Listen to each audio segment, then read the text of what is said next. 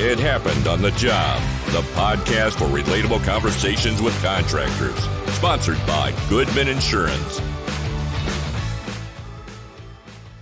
Welcome to It Happened on the Job. My name is Mike. That's Brian. Yo. Episode 89 today. Our guest all the way from Chicago.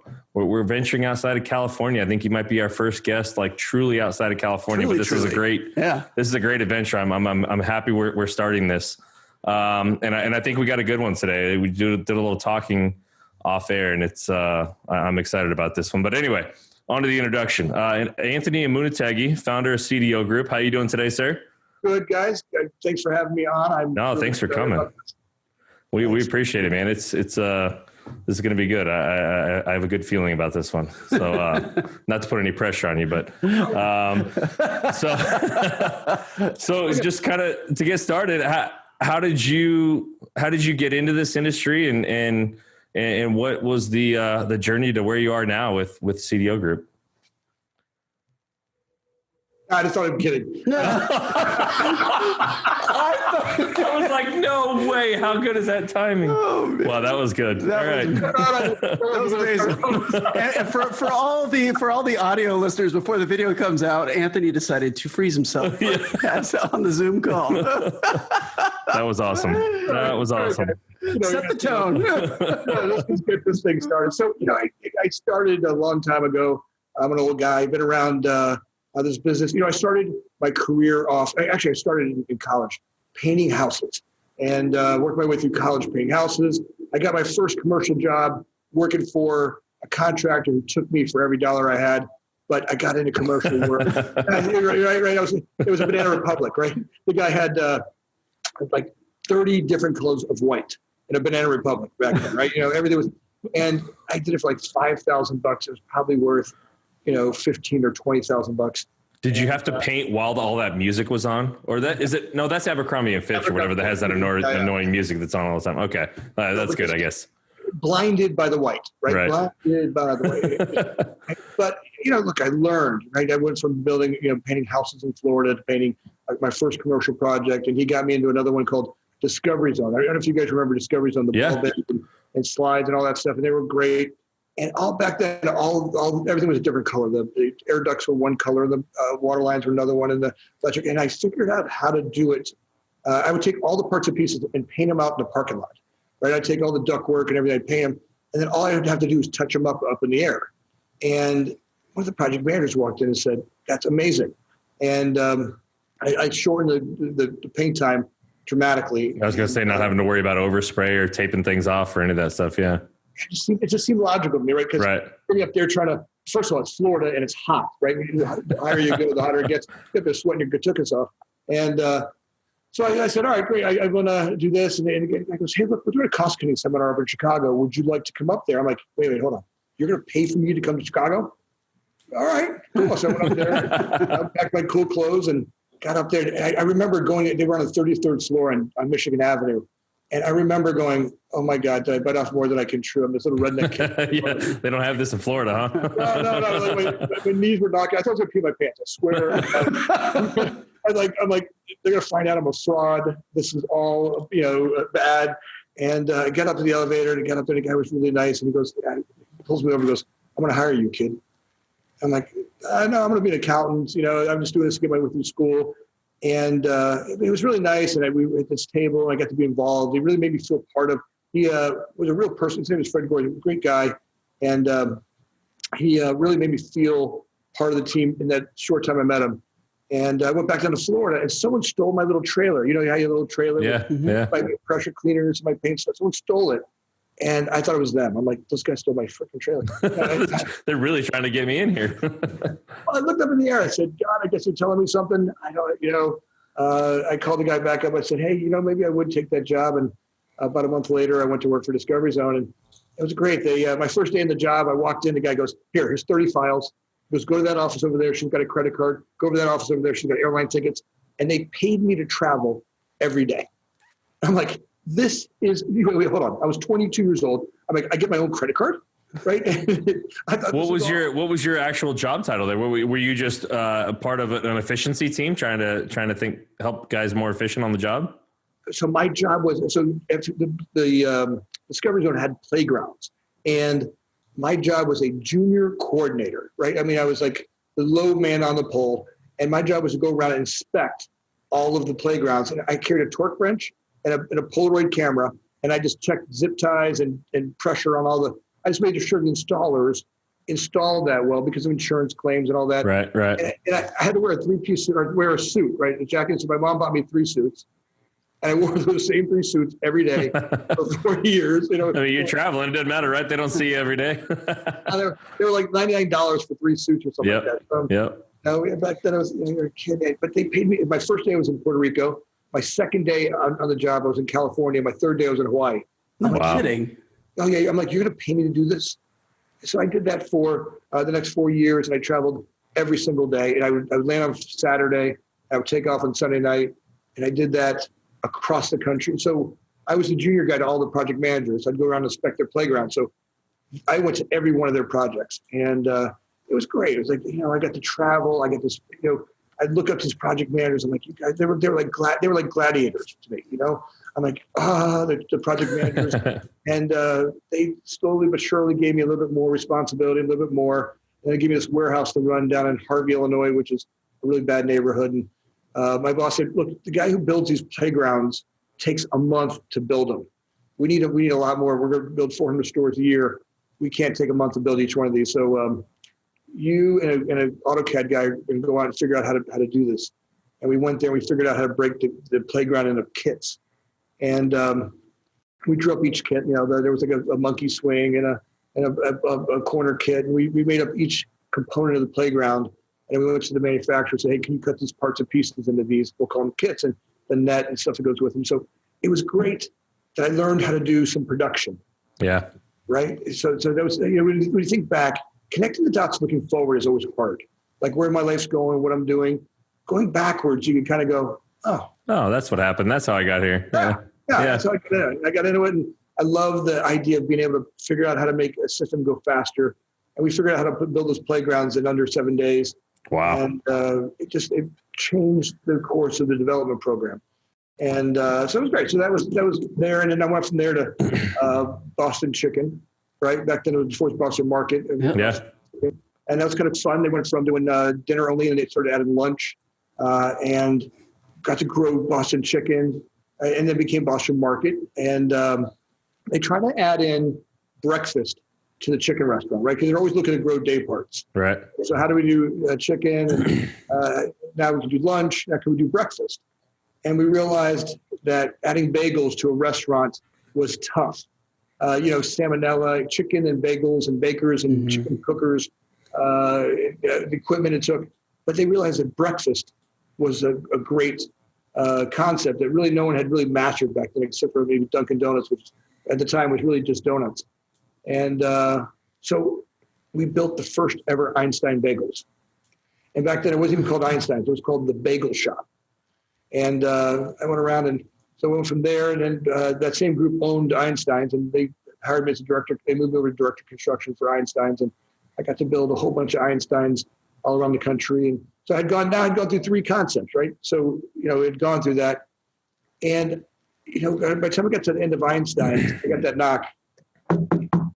Hey, Anthony, look, we love you, but we're not building anymore. So I kept building myself out of a job. Yeah, right. Yeah. That's no fun, right? You're looking at it going, that's great. I got to go look for a job again. So then I went on I went to Aubon Pan. I don't know if you guys know Aubon Pan. It's like a airport. Yeah, I've heard of it. Yeah. Well, they're in a lot of malls, aren't they? A lot of malls, right? Yeah. And that was fun. And they were looking for a vehicle to grow in suburbia. So they went out and bought a company called St. Louis Bread Company. And they said, hey, Anthony, you're going to go out and you're going to do this. And I met with the founders. They had 25 stores at the time. And me and this guy, Ken Rosenthal, would go around, and I really learned this prototype. And we started growing that. They hired a designer and a marketing group, and they called it Panera Bread. And, from there, I went on to build the first 250 Panera Breads. And it was great, right? Like being part of that creation, working with the founder. I mean, that guy was crazy about bread. Right. I mean, when he'd walk into the store, seriously, he'd walk in and I got passion. Right. He would walk in and he'd go, it's not right. We're going to do it all over again. And he would literally recook all the bread over again. Wow. And he just would want it perfect. And he said, if I make perfect bread, no matter what I put on it, will be great. And he did that. And you can tell and that was really the founding of Panera Bread. And they've done really great as a brand. Some guys I worked with at Boston Market had started this company called CDO Group. And they said, hey, do you want an equity position? And they were the real estate guys. And CDO at the time stood for Corporate Development Outsourcing or Chief Development Officer. Right. So our job was, we were going to do everything that fell under that role for companies. You can imagine 23 years ago, there was no outsourced construction managers. There wasn't such a thing. There wasn't such a role. Everybody did it themselves. Yeah. Yeah. It's kind of cool. So I got into that. At my first calls with people, they were like, what do you want? Yeah. Why are you talking to me? Yeah. So it was kind of like inventing the language. Right. Right. And just figuring out what the business was about. I knew I loved doing what I did. I just hated looking for another job. And I wanted to be able to do it for multiple companies. And then, if one was growing, one was dying, I always leveraged myself over multiple brands. I could see that being a great format. And the other part was all these companies out there were buying cows to get milk. They sold chicken, or they sold playgrounds, or they sold bread. And they had this whole development team that was as big as their operations team. And I could see that was really not very productive for them. So they're, why, but people didn't trust their contractor, right? Back then, communication might have been a beeper and a fax machine. You'd get information late. It was arduous going back and forth with information between groups, between architects, contractors. All that took a lot of time. So you kind of had to have your own representative out on the job site. Mm-hmm. And, as the world reinvented, and we, now we have computers and laptops and all the things and cell phones, we really started to change the way the communication started happening on job sites. And where we're going in the future, we'll get into that a little bit, is even more amazing. But that's how CDO started and got into it. It was one out of necessity. And then the other one was like, I just loved doing it. I just didn't want to keep looking for, that thought of, you don't have a job. Yeah. And you do your job great and you get it done quickly. And all you're doing is, getting yourself out of a job even quicker. Yeah. So what was the, like you said, I mean, back when you guys started, everybody kind of did all the development and construction on their own. I was with Outback Steakhouse for a long time. And so I know that, I mean, they had the same kind of concept, 18 years ago, 20 years ago when I was with them. But what was it that what was the biggest hurdle in communicating or proving your worth or your value to get those brands to jump on and kind of get rid of that department on their own and start using somebody like you? It was the number one thing is trust. Yeah. If you get it, they're like, all right, why hire you? Are you going to take me? Are you just a dressed up format of how someone else is going to take me? And we had to build that trust. This is not a get rich quick scheme. And we did it customer by customer, brand by brand. And I'm sure communication too, right? I mean, and being that open line of communication, through that process. And true transparency. Yeah. The thing that we say the number one thing around here is be transparent. In construction, people want to fix the problem before they tell anybody about it. And I'm like, stop. Because what ends up happening, they go to fix the problem. They don't tell anybody about it. Yeah. And it gets worse and it grows. Yeah. And all of a sudden they get this big drama going on. And you're like, all you need to do, we call it wipe the blood. Something happens, go get your customer, wipe a little blood on them, go, hey, look, this is what's happening. Here's what I'm doing about it. And the more we did that, the more honest we became. And we could show day by day exactly what's happening, exactly what the costs were.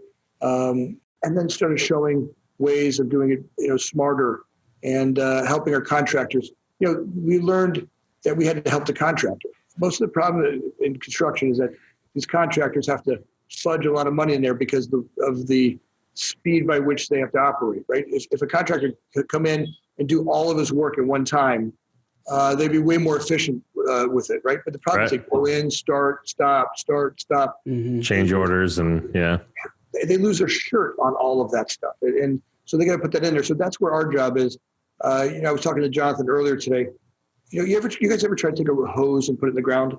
No. In what running hose? Like a running hose and try to push it in the dirt.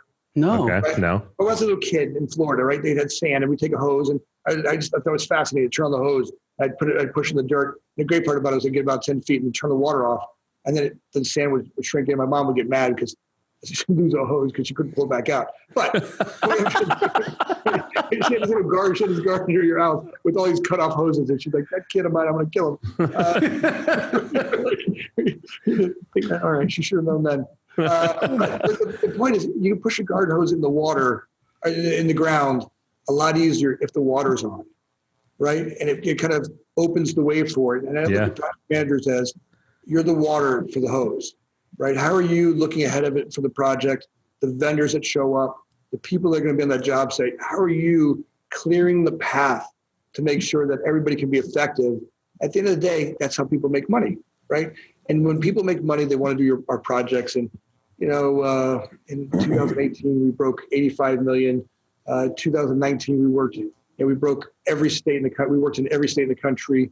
We're doing hundreds of projects with brands like McDonald's and CVS and Chipotle's, and they're all over the country.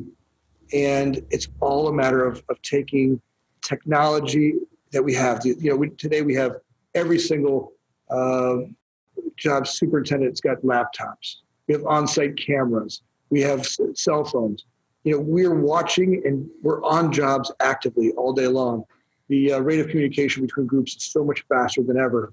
We're also finding that subs, we used to do things called trade stacking. You guys know what trade stacking is? Where, like from scheduling out standpoint? From a scheduling standpoint? Yeah. So that everybody's ready to go? Yeah, how do you stack more people on a job site? Right. And you want the flooring guy and the ceiling guy working over, it's kind of tough. And today we learned something different. We're doing something called shift stacking, right? What's fun about this is that it used to be that if we all didn't show up at work at the same time, inevitably, if I was an electrician and I wanted to work on this wall, there'd be a stack of drywall there. I'm like, damn, I can't get to it, right? But today, with the way that we look at job sites in 3D, the way that we look at project management, it's a lot easier to see where people are going to be working all the time. So it may be that, especially during the times we're going through now, where the separation, all sorts going on, being able to have, like an electrician may want to come in at 2:00 in the morning and get done at 10 o'clock. You might have a younger group that's stayed up all night playing, rock band, and they want to come in at 10 o'clock in the morning, and they want to work a little bit later. We can do that today and give people a lot more room. And sometimes we're finding it way more effective to give them, the whole job, give a painter the whole job site rather than having to work around people or tile guy, the same thing. So now we're doing shift stacking, which has been a real breakthrough in the last year.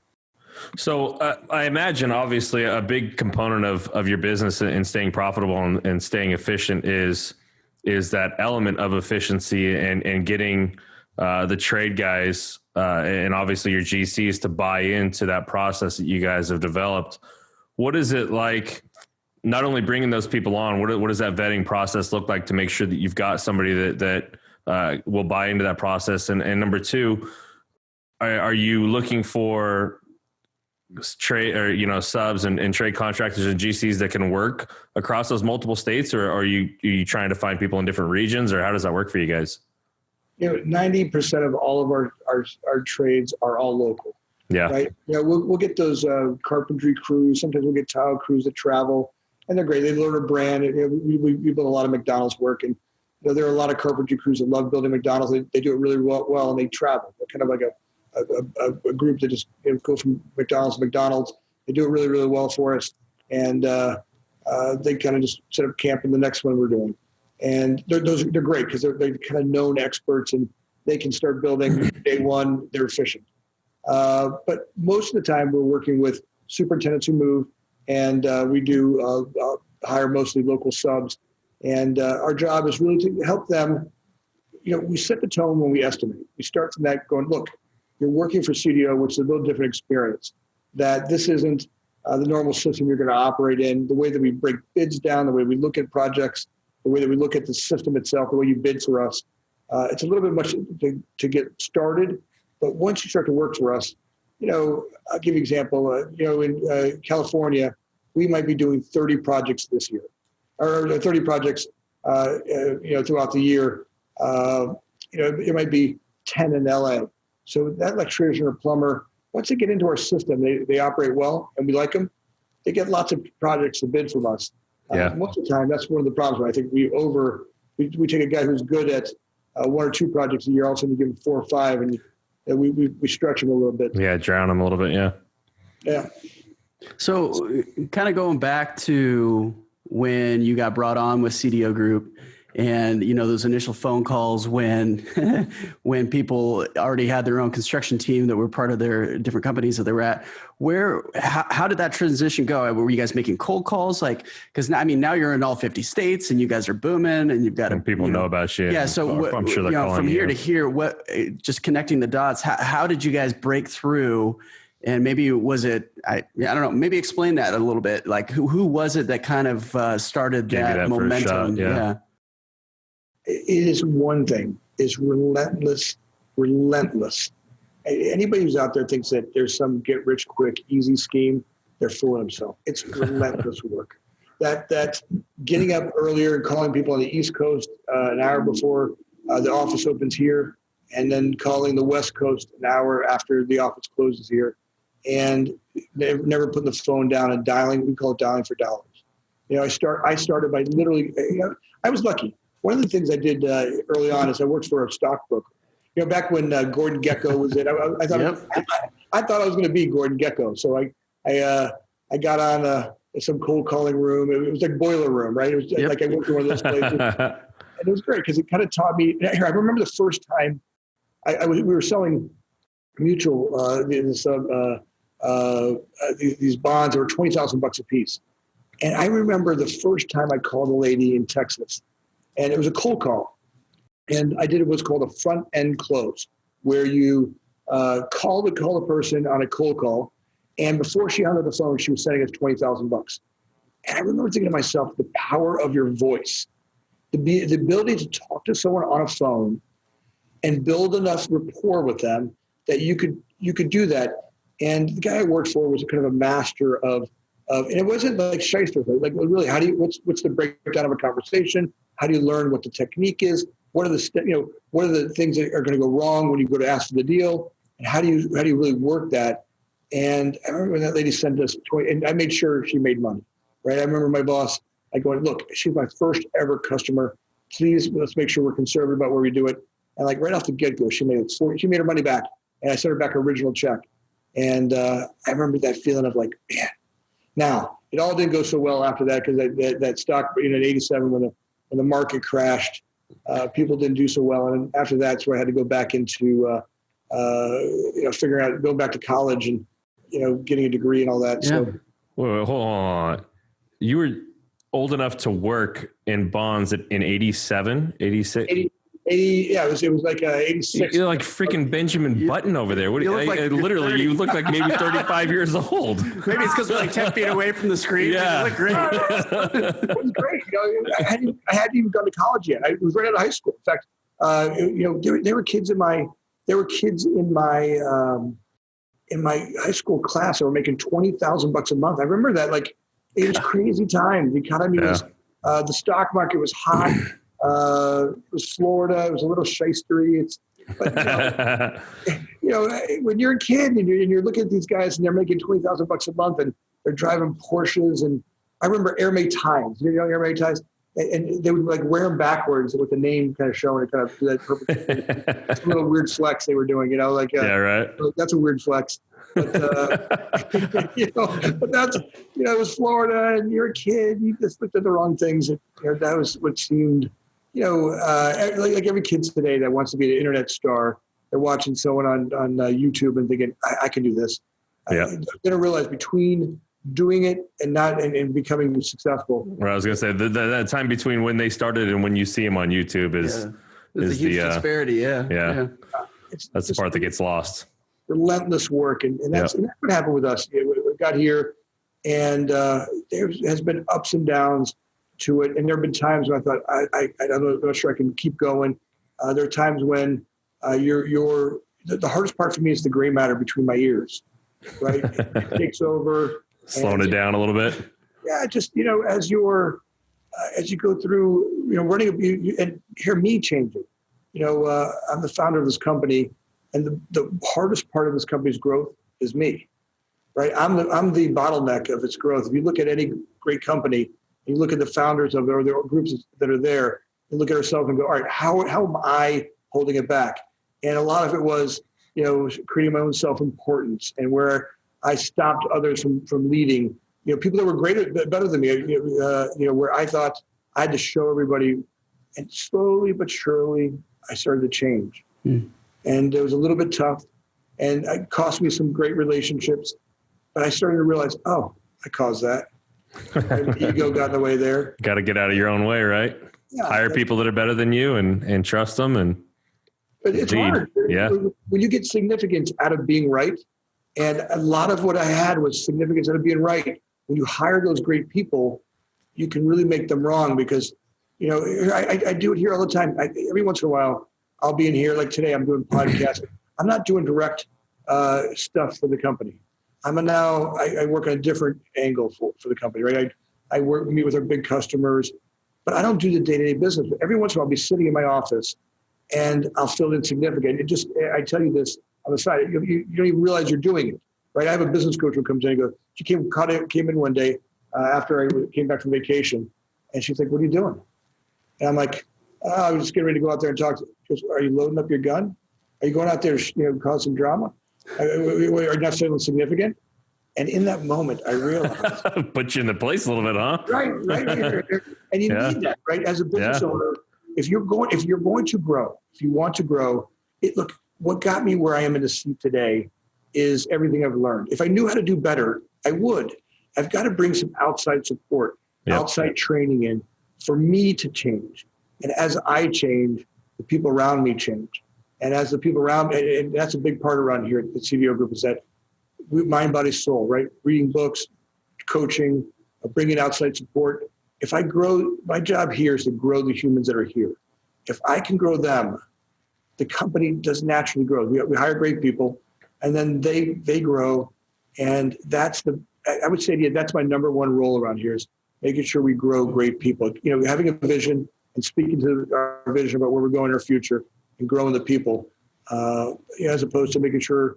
And every once in a while they'll come in here and I think they serve me up when it's easy to go knock down, because maybe they feel significant. Like, hey, we're having a permanent problem, or here's something going on a job site. What should we do?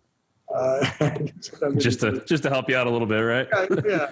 It reminds me. We had a guy on a while back, a couple months ago at this point, and I mean he had the same philosophy. I mean he didn't really give himself a title inside his company other than a champion of his people, and that was all his only role. His whole mindset was to build his people up.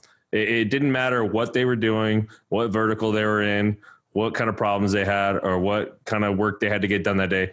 His whole mindset is build my people up, give them the opportunity to grow. And like you said, the company takes care of itself at that point. You hire the right people and you champion them. Yeah. It's fun to be around, or find it fun to kind of be in one of those environments, man. I have to imagine from an employee standpoint, you got some pretty loyal people and a pretty good group of people that would go to bat for you and kind of lay down for you. This morning I was in the gym. We have a gym in the building next door to us that all of our people go to. And I was in there this morning with a group of interns at 5:00 in the morning. That's awesome. Right here. And I was in there looking at it going, man, right? You can feel, that's where I started, right? That's when I was 22 years old. Discovery Zone, right? That first job. And they're right there. And that look of, they're in there because I don't know who told me that I was in there at 5:00 in the morning, and they were just doing what they do to, go in there and do it.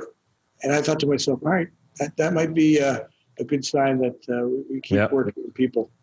And it's fun. That's a fun part, right? So change. That's a big part of my own change, and I enjoyed that journey. It's been really exciting and fulfilling to evolve from this prehistoric beast to knocking people down and using that heavy fist to where you are now. Yeah. It's fun. It's like you said, you look back and you kind of go, oh, that's why I'm where I am, right? Like those are the lessons I learned. Yeah, that's cool. But you have to learn them, right? I mean, as many people want to sit here and listen at 22, 23-year-old, it's hard to just kind of step into that mindset, right? I mean, those are things that you unfortunately kind of have to learn along the way, and you got to learn them the hard way because you don't really appreciate doing them the other way unless you've done it the wrong way at first. So it's just kind of one of those things where, sure, it's good to know about, but more than likely you're going to have to learn it the hard way before you get it right. And if they're young, the thing I always try to tell them is, look, the two things, the biggest changes I think have happened in my life are, one is being as conscious as possible, right? Our society is just fraught with ways to, especially in this business, people want to take you out drinking. Dope is legal now. We are faced with every single way we can to get disconnected from consciousness around here. And great. Look, that's great if you want to live, kind of an unconscious life. But as you start to get, conscious, and I really focus on real, I know that sounds a little heavy sometimes to talk about, but, real consciousness. I can check, not just drugs and alcohol and all those things that plague our societies with people, TV and stuff that I check, video gaming, stuff that I check out in the world with. As I started to stop doing that and start to really pay attention, you get those microsensitivities to people. You can be in a room and actually feel what's really going on with somebody, or you can just find ways that you can really help somebody. And when I help people, it seems to help the situation a lot better than if I'm trying to tell them what to do. So I find that the more conscious I've gotten, that's probably the most important change that's happened throughout my career, right? Being really conscious of what's happening, and it's even my diet. Right? I can check out on things like caffeine and sugar, and as I take care of the temple, the body, the mind, right? The rest of it gets me well more focused.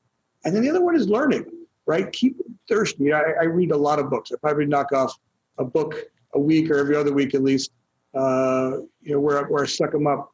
And if it's not that, it's a great podcast like yours. I'm always looking for. I always say this. I'm kind of a card short of a full deck. I'm going to read one of these books. I'm going to find that card. There's a card somewhere out there. I'm like looking for the answer. Yeah. Something it makes sense, right? You start to learn a new technique, and you see some similarities in them. And I think more of that. Like I said, if what got us where we are is everything we've known up to now, to go somewhere else we want to go, and if we're up to doing that, some people are like, hey, I actually envy people who are, hey, I don't want to go anywhere else. I like being right where I'm at, and I'm peaceful here. I have this restless soul that likes to try on new things. My wife says to me, "You're insatiable," and some of that's a driver. Some of that can be be a little bit much. And we have to do those practices to kind of calm down the soul, meditation and all that kind of good stuff.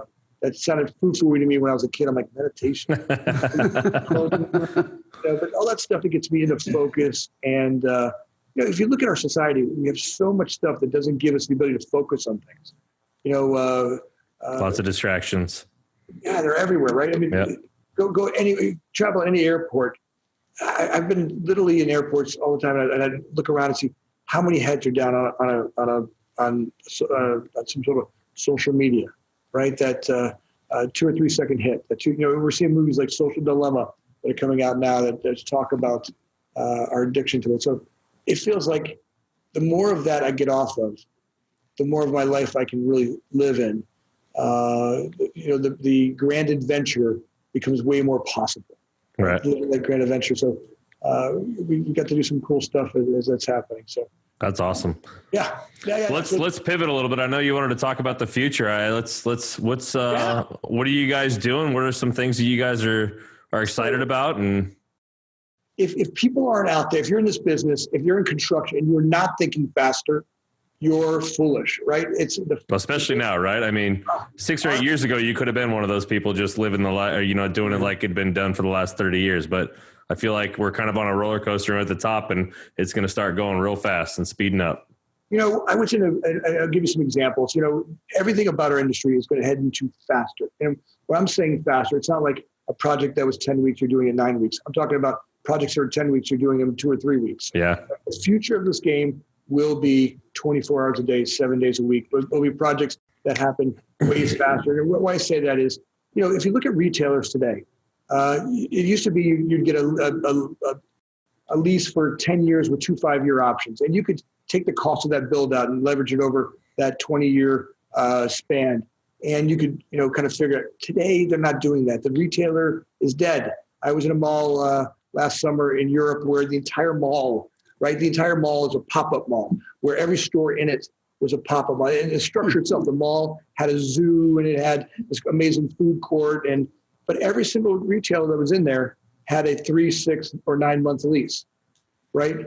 And they come in, they put their wares up, they do their thing. And if you think about it, right, the days of you needing to go to a retailer to get product are you don't need them anymore. I've been able to buy everything online, right? You kind of need that first fit, right? They're almost like showrooms now, right? Like you think of it like a you can check it out. Yeah, exactly. It's like a bath and remodel contractor, right? You go into their showroom and see all the different things that they offer, and then they do it for you somewhere else. It's the same kind of thing. So that pop-up thing kind of makes sense, right? It's let me showcase my product, people walking by, but everything I sell is online, most of it. You know what I mean? So it makes sense. And the retailers know where to go now, right? The Internet of Things, knowing where the consumer's at, where those products are going, they can now figure out, all right, there's a bunch of houses getting built over here. That tile manufacturer can take his tile and put it right in front of the people going from their office to their new house. And it could be right in between there and go, I want to put my store there. Now with the knowledge you can get with, the way we do distance mapping and the way that we do trade area mapping in the real estate world is so much more, it's so much different. And now they're going to require us to, one, find that location faster, put that store in front of that customer in their way. If you're a sneaker store, you can find out, hey, look, here's where all the runners are, right? I can, from social media, pull down their zip codes and their information.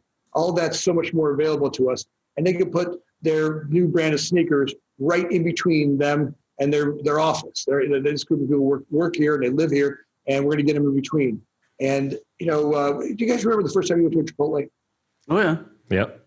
Right, the first time you went there, what did you do? Right, you walk up to the person at the counter, and you got what? A bowl or a wrap. Right? Yep. Right, and then you went to the next one. What's the next one? Right, so you remember you got meats, right? Yep. Right, and then you went down to the next one. You got your all your toppings and everything lettuce, else. Your salsa, all that. Yeah. Right, but here today, if you call Uber Eats, do you care where it comes from? Nope. Right. Yep. So that first experience was really important. Right, you had to see it. You kind of had to look in the eye. You smelled it. Right, the environment was cool. But today, if that Chipotle is in the back of a mall or in a warehouse or some off location, who cares? You just want your stuff fast. And that is what is happening to the retail world. We're seeing that faster and faster. So what that means is, one, we as contractors have got to move way faster. Now, what's also going to mean is that we have to be able to do it cheaper, right? And people don't want to hear that. They're like, cheaper, does that mean I'm going to make less money? I mean, no, it does not mean that. In fact, we've proven that throughout, we've been doing McDonald's remodels all of last few years. We did over 6,000 on a program. It's got over 6,000 McDonald's remodels. Jeez. And the first ones were like 6 and 8 weeks long. By the time we were done, we got those down to 11 days. Same exact. Wow. Right. And the whole idea was it took a minute to get people to believe you could do it. Right. And, it was trust, right? Because you had to trust that when you got there, everything was going to be ready for you. But as we started to work on the management part of it, and contractors could see it, they could do the project we got it done in 3 weeks. I remember we broke the 3-week mark. Right? It was 21 days, and people were like, there's no way. I remember the first time we said we're going to do a 21-day project. People were like, no way, you can't do it. Legacy contractors who've been building McDonald's for 40, 50 years. No way, I cannot do this. There's no way you can do it. We'd be in meetings and people would stand up and go, and I'm like, no, we're going to do it. And by the way, we've already done 60 of them. And here's the test market. Here's how you do this. You've got to have a demo done in day one. And here's what it takes. It takes 10 people. And if by the end of day one, we're not demoed out, and here's what it's going to take. On the night before, you got to go in their job site and safe the site, right? Go get all the breakers, make sure that people can start. We have to put a demising wall in because we're leaving the drive-through open. On one side of the wall, we have a fully operating kitchen, right? On the other side of the wall, we were demoing out the whole front of the lobby. We had to put this wall in so we could make the place safe and clean up all the air ducts and make sure we didn't interfere with their power or their POS systems. So there was a system to it. Once we did that, then we broke in, we got the demolition down. We got the place cleaned out. We didn't mess around with partially demoing, doing a little bit. We could start from the wall, go to the front wall, from wall to wall, side to side, take it all out. Don't waste a minute. Just grip it, rip it, and get it out of there. Anything that we're trying to save was a waste of time because it was just, you're working around all this mess. Right. And then you could really see it.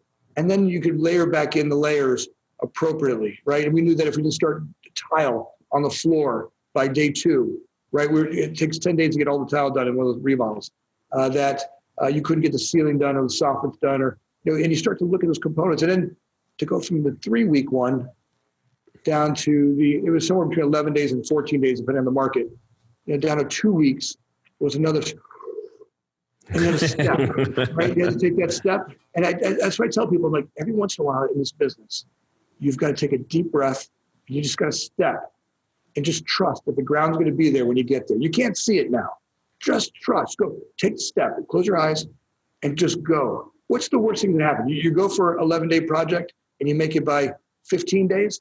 You still beat your 21 days. Yeah. Right? You might not get it perfect, but now you realize, all right, here's the problem. I didn't have my delivery happen perfectly. Here's where the scenario is. And now you can work on that. And that right there is where our business is heading. Now, on top of that, AI is coming, right? If you look at our business, I think, Brian, I was talking to you when I was first starting CDO Group. We built these hotels, right? And we would take everything that's in the hotel room, right? We would take the bed, the nightstand, the table, the dresser, the mirror, all the things that were in the nightstand in there, and we'd slide it in the room in this little bundle. And the idea was that once we built the shell, we'd save hundreds of steps going up and down the elevator all day or stairs all day long, and all the damage that causes. And we'd be way more effective because all the parts would be within a 5-foot radius, right? And the idea was that was 20 years ago. Yeah. Plus years ago.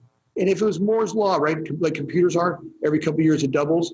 By now we'd be building hotels in like a weekend, right? It's not the way it works in construction. Yeah. No, we're like fish in a fish tank, right? We walk around and we're like, oh look, bubbles. Oh look, bubbles. It's like we've never seen it before. We've never done it before. And we just keep doing the same silly stuff. And a lot of it has to do with that self-importance. This is how I do it. Yeah. Stop. We had to, we are a bunch of taxi drivers who don't want to become Uber drivers because they're like, no, I'm not. Dude, it's Uber's here. Get on the Uber, get the platform, download it, step through it, and find out how you make more money without paying. And you'll get to the other side of it. And on the other side, it's pretty freaking awesome, right? You don't have all these attachments to a shield and all the insurance and all the stuff that comes with it. And you drive your own car and you can do whatever you want. If I want to watch TV, great. If I don't want to go to work, great. I don't have this lease that was there. And it took a minute for people to figure it out. And that evolution's there in our business, right? It's starting to be there in our business. It's just going to take, the problem we have is if this is the lifespan of a building, right? Let's say that's 50 years. Construction is a part that touches my finger. So people have been putting up a lot of BS because of that low impact with us. Yeah. Right? They don't have to put up with much of it, right? A mom or dad gets, a remodel in their house, their kitchen takes a couple extra weeks. Okay, they can put up with it. They don't know. But as people are starting to communicate on the internet, well, that contractor took 3 extra weeks at my house and it messed up my Thanksgiving dinner. People hear about it. Yep. You want to hear the other side. That guy came in and out and they rocked my remodel. They were faster and cleaner than anybody I've ever seen. They want to report on that kind of stuff. Mm-hmm. And that's all taking those steps to look at our business and challenge everything, not just challenge the way you invoice, the way you contract, the way you hire, the way that we look at the business, and to say to myself, how am I going to do that same project in half the time with better quality? And that's got to be the mantra. If that's not the mantra today, in our office here, we have dirt to dishes. There's a big wall over in we call the corral where all the coordinators are.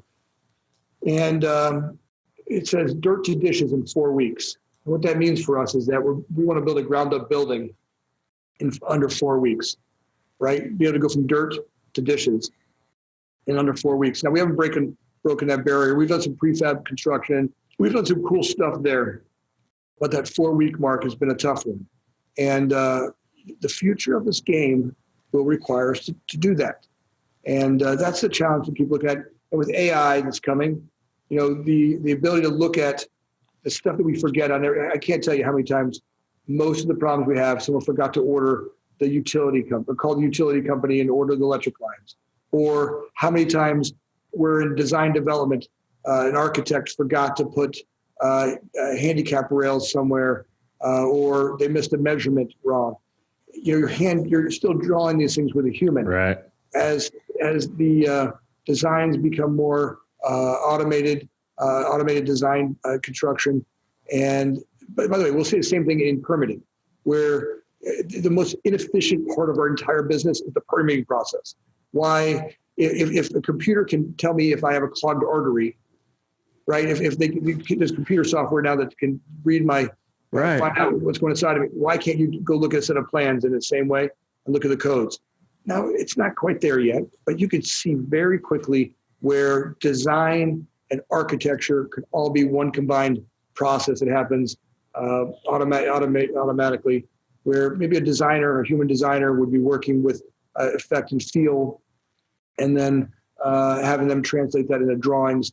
And what's amazing about that is they'll be able to pull from materials around the world. Right? If you look at an architect, what's the problem with an architect? They get one way of building something, right? They got metal studs, drywall, electrical conduit.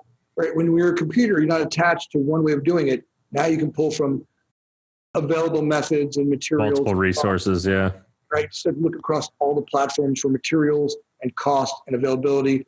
And then as we start to look at job sites and have just-in-time delivery, right? Imagine a computer being able to order all the parts and pieces and materials and have them dropped off just as they're needed, so that we're not clogging up job sites with, stacks and stacks of drywall or lumber or dirt that are around them. We're starting to see some amazing transformations coming. It's not there yet. Right now, all that stuff feels more like the old bag phones did in the cell phone world. You guys remember the old bag phone, right? No, I don't think we're old enough for that, but I didn't want to insult you there. I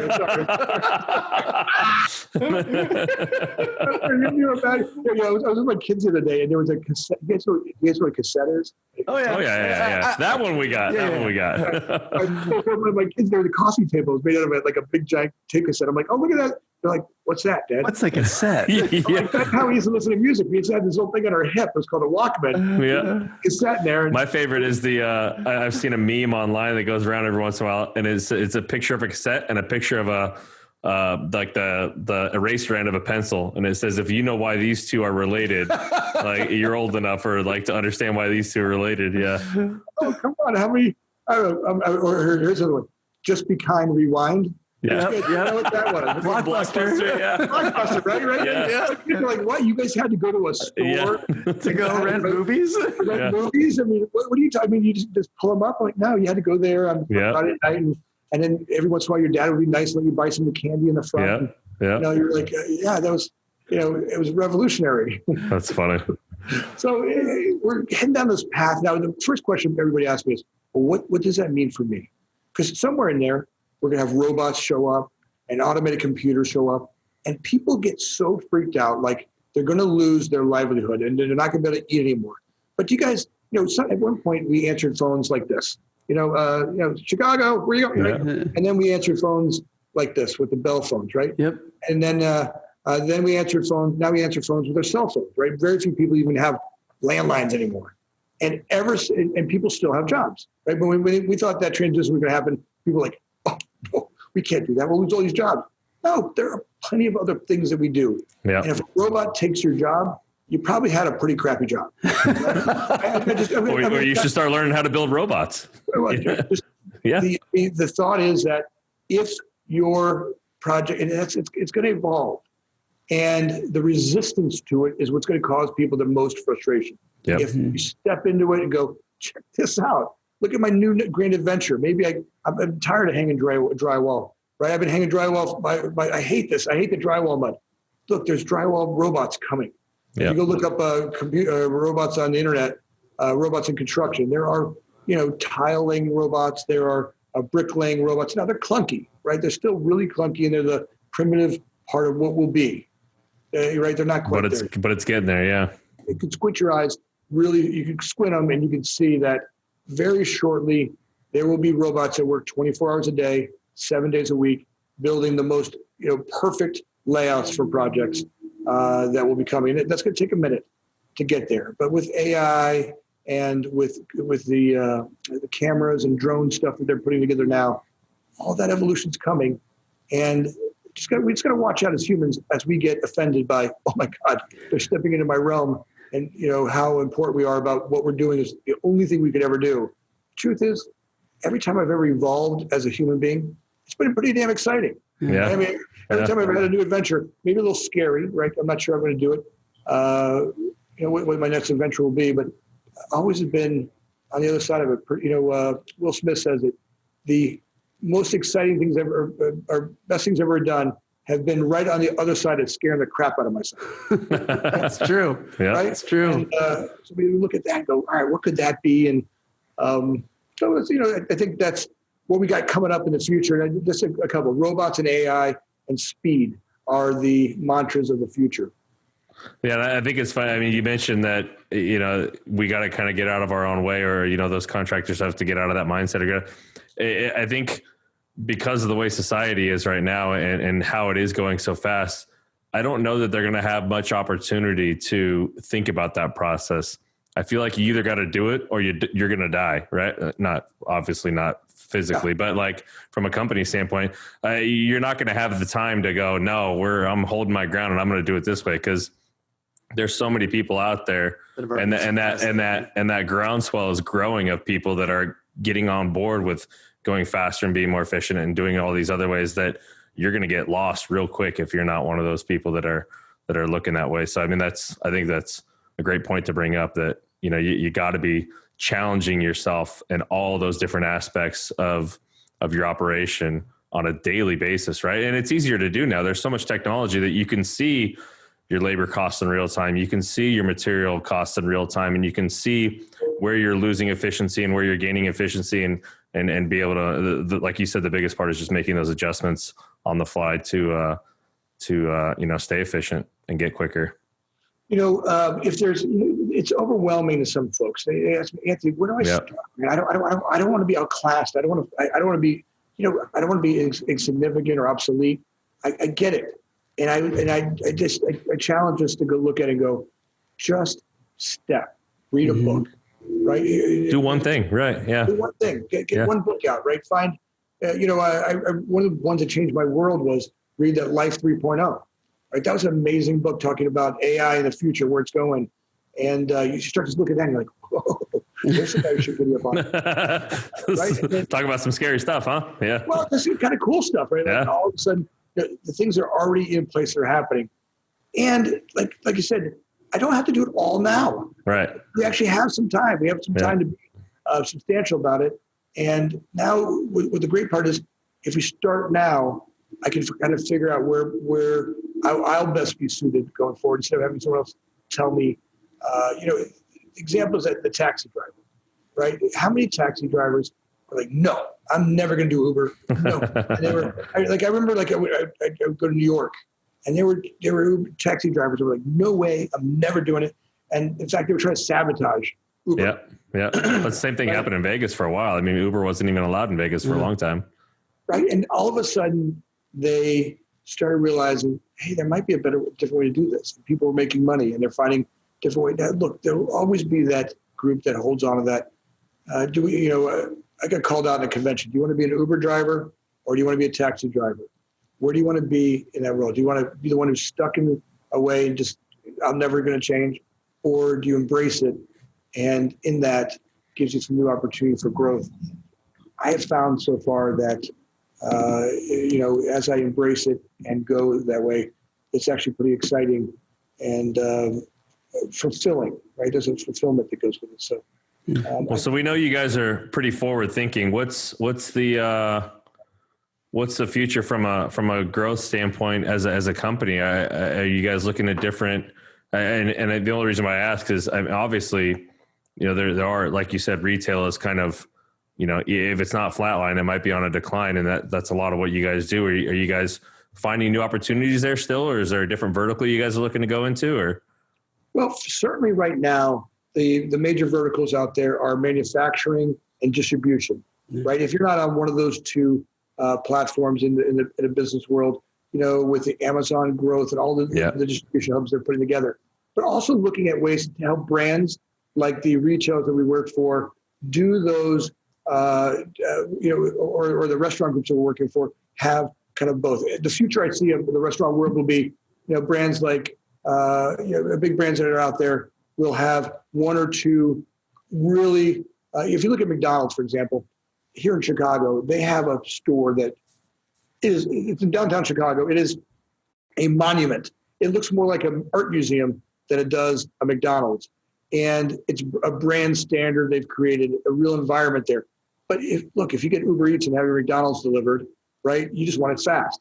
And so they're making these, and if you look at that McDonald's, you can't even see the kitchen, right? So it's becoming more third place, right? A place that people can go and hook up, that environmental space.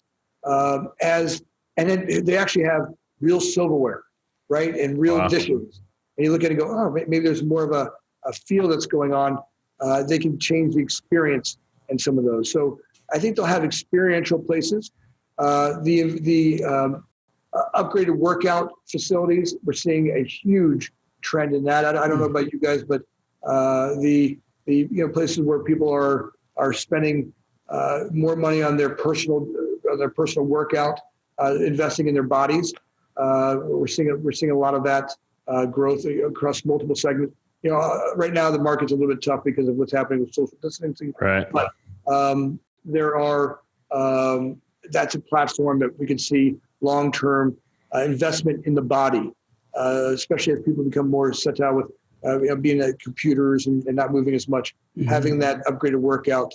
And the same thing with food, right? Where people are not just buying, every once in a while we'll indulge in something that's not as healthy for ourselves, but where people are really spending the money to get the great food that our bodies need to perform really, really well. And then, anything that's around social, I think we'll have some experience there as we come out of this, the environmental spaces. As we look at developers, we're building that experience place, not just a mall where you buy stuff, but where you go and you have experience. Zoos, entertainment facilities, things that will give you a night out as a family or a couple where you can go to a place and enjoy an evening somewhere. So that's all getting reinvented as we speak. And we're seeing smaller footprints for retailers. And, like I said, they're going to have to be less expensive and faster install. So those are all kind of the categories that we're hunting down. That's awesome, man. Very cool. Super cool. Yeah, it's been awesome, Anthony. Yeah. We appreciate the time, man. We want to give you a chance to let the people know where to find you. So however they can get a hold of you, be that, any websites or emails, social media links or whatever, how can they get a hold of you?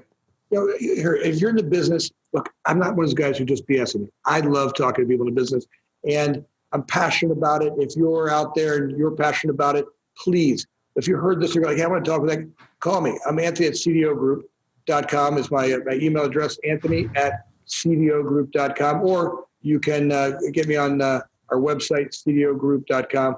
And I love talking about this business. If you love talking about it or you're into it, give me a buzz and let's talk. And I really appreciate you guys doing this with me today. I had a blast. Oh, I said from the beginning it was going to be awesome, and I think it upheld that without a doubt. It was fun, Anthony. We appreciate it, man. Yeah, I didn't get to tell you about the funniest thing that happened on a job site.